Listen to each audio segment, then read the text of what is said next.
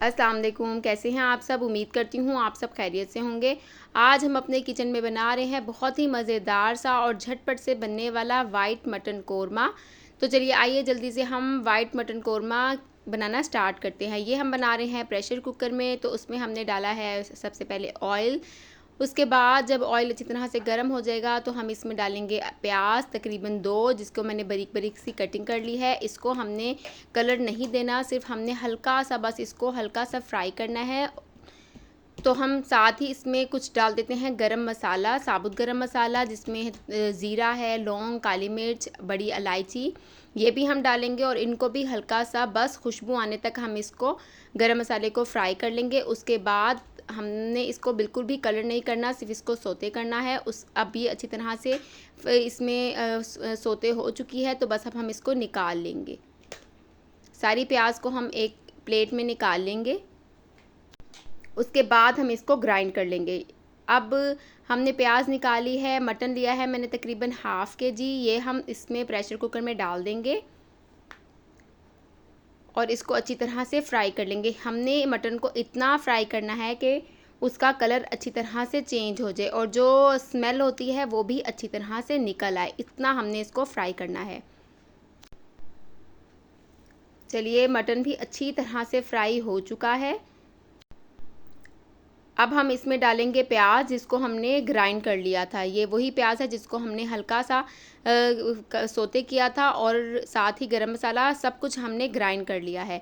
Grind करने के बाद हम ये भी मटन में शामिल कर देंगे। इसको अच्छी तरह से मिक्स कर लेंगे, सारा अच्छी तरह से डाल देंगे ताकि कोई भी चीज़ ज़ाया ना हो। उसके बाद हम इसमें डालेंगे लहसुन अदरक का पेस्ट, तकरीबन 2 टेबलस्पून। मेरा फ्रीज़ हुआ हुआ था, मैंने फ्रीज़ हुआ हुआ डाला है। चलिए अब इसको अच्छी तरह से मिक्स कर लेंगे। कुछ स्पाइसेस शामिल करेंगे इसमें। अब हम डालेंगे वाइट मिर्च, जिसको जो साबुत दखनी मिर्च होती है वो वाली हमने ग्राइंड करके इसमें डालनी है। 1 टेबलस्पून धनिया पाउडर, और इसमें हल्दी पाउडर भी नहीं जाएगा। और साथ ही हम इसमें नमक डाल लेंगे अपने टेस्ट के मुताबिक, और इसमें सुर्ख मिर्च का भी हम इस्तेमाल नहीं करेंगे। तो चलिए अब हम इसको अच्छी तरह से मिक्स कर लेंगे और मिक्स करने के बाद हम इसमें थोड़ा सा पानी शामिल कर देंगे,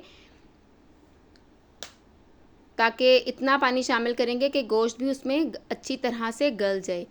पानी डालने के बाद बस हम इसे 15 मिनट के लिए छोड़ देंगे। 15 मिनट हो चुके हैं। माशाल्लाह से गोश्त बहुत अच्छी तरह से गल चुका है। थोड़ा बहुत जो पानी इसमें रह गया है उसको अच्छी तरह से ड्राई कर लेंगे।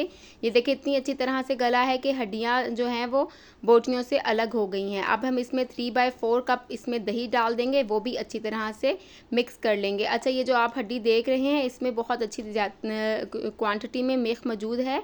तो मैं अभी इसको अच्छी तरह भूनने के बाद इस हड्डी को निकाल लूँगी और इसकी मिल्क भी इसमें से निकाल लूँगी। उससे भी बहुत ही मज़े का टेस्ट आता है। ये देखें बहुत अच्छी तरह से ऑयल अलग हो चुका है और जो गोश्त है वो बहुत अच्छी तरह से फ्राई हो चुका है। साथ ही हरी मिर्च डालेंगे 2 से 3 अदद।